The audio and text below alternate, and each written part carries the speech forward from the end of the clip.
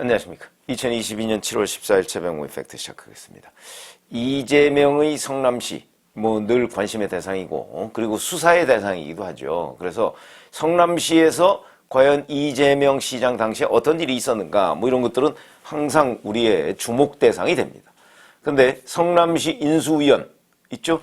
왜냐하면 신상진 시장이 당선돼서 지금 업무를 수행하고 있기 때문에 6월 달까지는 인수위원회를 가동했는데 그 인수위원들 사이에서 이런저런 얘기들이 나오고 있는데 그 중에 하나가 성남시 정상화위원회라는 게 있습니다. 여기서 이제 6월 달에 성남시에다가 2010년부터 2022년 최근까지 시장, 부시장 지시사항 이 원본 파일을 달라 이렇게 요청을 했다고 합니다.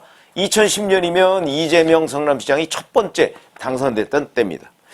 그래서 이제 이때 달라고 하는 것이 시장과 부시장이 간부회의 때 한 발언, 그 다음에 각 부서에 개별적으로 지시한 내용, 이런 것들이죠. 이런 것들은 그 공공기록물 관리법을 보면 다 원본 파일을 보관하도록 되어 있다고 합니다. 왜냐하면 사실 시의 행정이라는 것이 그런 것들로 다 이루어지는 거 아니겠습니까?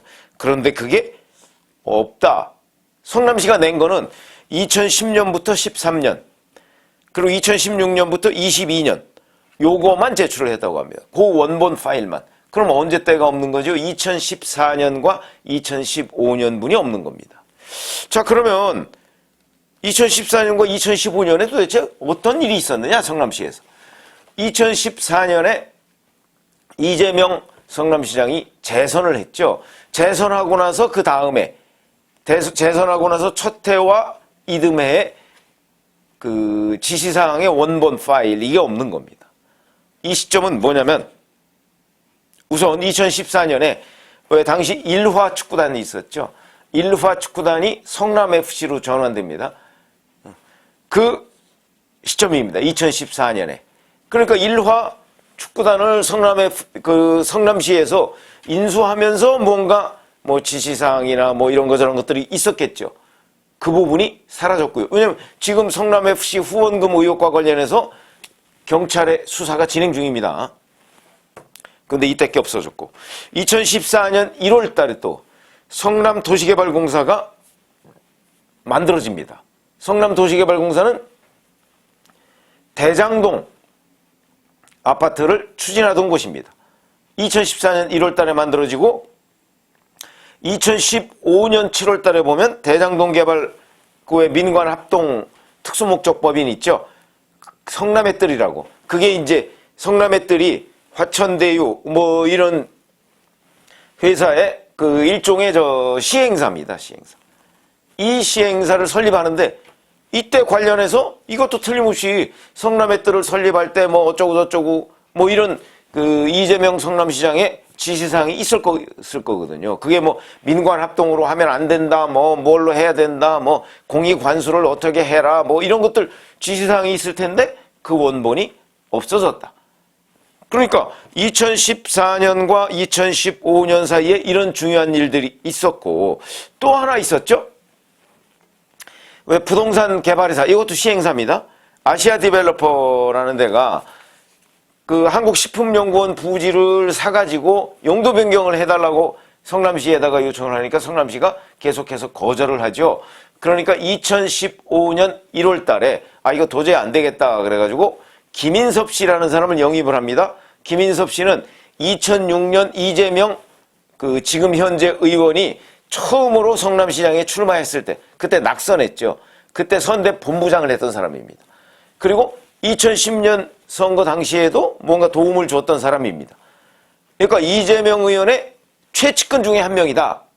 이 사람을 영입하니까 2015년 1월 달에 영입했는데 바로 다음 달에 그 용도 변경 검토 이런 보고서가 나오고 그해 9월 달인가요? 실제 용도 변경이 이루어집니다.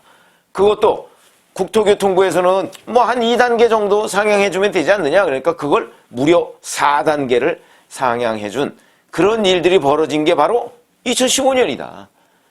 그러니까 이렇게 이 대장동, 백현동 등등 성남FC 관련해서 중요한 결정이 이루어진 시점인데 이 시점에 이재명 성남시장의 지시사항 원본 파일이 없다. 지금 이런 얘기입니다. 자, 그리고 대신에 이 시장부 시장의 지시사항을 이제 각 부서에 알림, 이 공문만 제출했다는데 그거는 뭐냐면요. 알림은 각 직원들에게 얘기하는 겁니다. 그러니까 예를 들어서 지시사항 중에 직원들한테 알리지 않을 것도 있죠. 당연히 있겠죠. 이런 것들을 볼 수가 없는 겁니다. 어찌 보면 직원들한테 알리는 것보다 실제 그 회의석상에서 무슨 일이 있었는가, 이게 훨씬 더 중요하죠. 자, 그런 내용들이 전혀 없다. 그러면 이게 지금 전부 다 이게 다 수사 중입니다. 대장동, 성남FC, 그 다음에 백현동 다 수사 중인데 지금 수사 결과가 제대로 나오지가 않고 있습니다.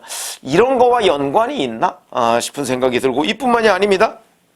잘 아시다시피 백현동 개발 방식이 변경이 됩니다. 뭐 임대아파트 100%에서 나중에 뭐 민간 분양 뭐 90%, 완전히 임대아파트를 줄이는 쪽으로 줄이면 결국 그 사업자의 이득이 엄청나게 높아지죠.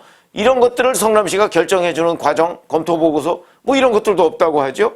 그 다음에 지난번에도 말씀드렸지만 또 수시로 이 성남시의 공용 휴대전화, 이걸 뭐 여러 대를 쓰거나 아니면 수시로 바꾸거나, 근데 그 공용 휴대전화도 바꾸게 되면 옛날 휴대전화는 반나절해서 일정 기간 보관을 해야 되는데 그게 또 행방이 묘연하다. 이런 거. 또 잘 아시다시피 직원들 뭐 메일 용량을 확대한다고 하면서 뭐 3년 지난 메일은 삭제해라. 이래서 차례차례로 메일이 삭제된 거.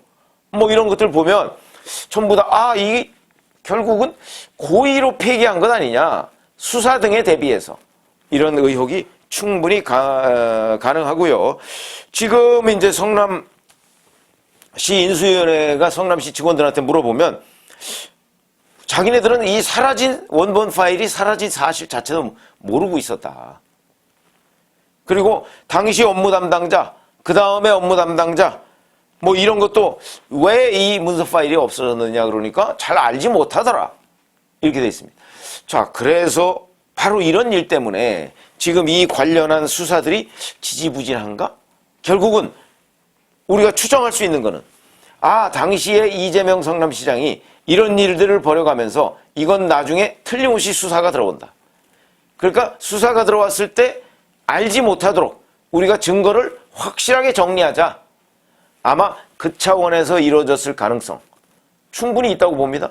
그러다 보면 직원들을 직접 시켜서 뭐 그것들을 없애거나 그렇게 되면 나중에 직원들이 또 증언하지 않겠습니까? 그러니까 그 증언도 이루어질 수 없도록 어찌 보면 정말 핵심적인 측근들, 이재명 당시 성남시장과 운명을 같이 할 측근들을 통해서 혹시 이 증거들을 없앤 것 아니냐, 이런 추측이 충분히 가능하고요. 그렇게 되면 이 수사가 굉장히 난항에 부딪힐 수도 있겠다. 어차피 원본 파일 증거가 없어지면 그걸 생성한 뭐 다른 파일들을 찾는다든가 아니면 그 관련의 그 뭐 증거인멸이나 이런 것들 관여한 직원들을 찾아야 되는데 그게 이제 개통을 밟아서 증거인멸이 이루어지지 않고 정말 이재명 성남시장의 최측근 중심으로 파일 없애고 뭐 예를 들어서 컴퓨터 바꾸고 만약에 이런 일이 있었다면 찾기가 쉽지가 않은 거죠. 그래서 이 성남시 정상화위원회에서 지금 얘기하고 있는 이런 증언들은 대단히 중요한데, 자, 검찰, 경찰, 뭐 이 수사 중인 사람들이 훨씬 더 많은 노력을 통해서 자, 왜 이런 광범위한 2014년, 2015년에 관련한 지시사항 같은 것들이 통째로 사라졌는가 하는 부분에 대한 철저한 수사, 이런 것들이 이루어져야 되겠다. 어차피 이재명 성남시장, 당시 성남시장은요, 잘 아시다시피 뭐 휴대전화가 중요한 역할을 한다, 뭐 그런 것들 충분히 알고 있는 사람이고, 뭐 그 관련해서 뭐 특강까지 했던 사람 아닙니까? 본인도 휴대전화 제출하고서 비번을 제출하지 않은, 알려주지 않은 뭐 이런 사례도 있고, 그래서 이런 중요성에 대해서 굉장히 잘 알고 있는 사람이기 때문에 이재명 성남시장의 그 2014년, 2015년 당시 성남시에서 이루어진 여러 가지 지시사항 같은 걸 알기 위해서는 아마 지금보다 훨씬 더 많은 시간과 노력이 필요하지 않을까 이런 생각이 들어서 검찰과 경찰에 어차피 진상은 규명돼야 되는 거 아닙니까? 하여튼 분발이 요구되는 대목이다 이렇게 말씀을 드립니다. 고맙습니다.